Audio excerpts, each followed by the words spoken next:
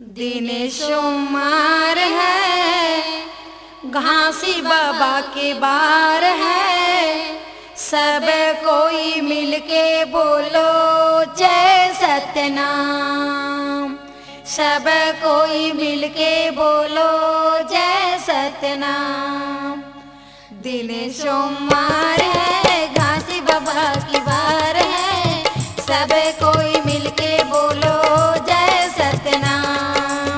सब कोई मिलके बोलो जय सतनाम।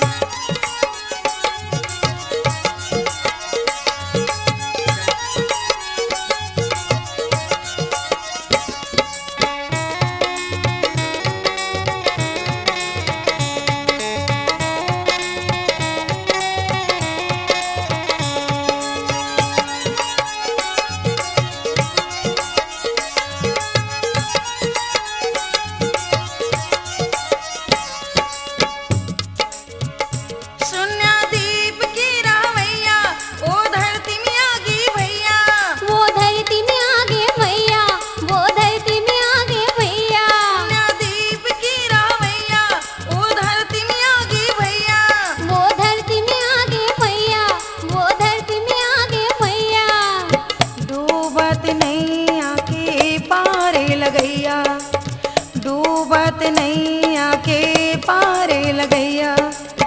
दिन सोमवार है, घासी बाबा की बार है, सब कोई मिलके बोलो जय सतनाम। सब कोई मिलके बोलो जय सतनाम।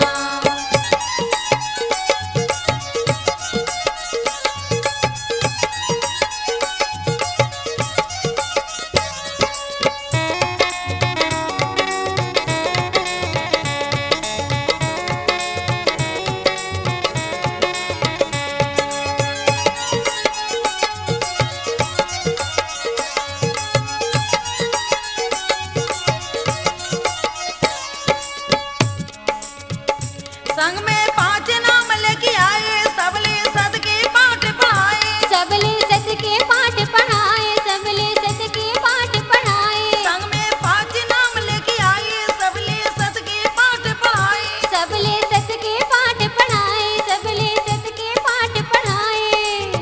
गुरु के चरण में पावे मुक्ति धाम। गुरु के चरण में पावे मुक्ति धाम। दिन सोमवार है, घासी बाबा की बार है, सब कोई मिलके बोलो जय सतनाम। सब कोई मिलके बोलो जय सतनाम।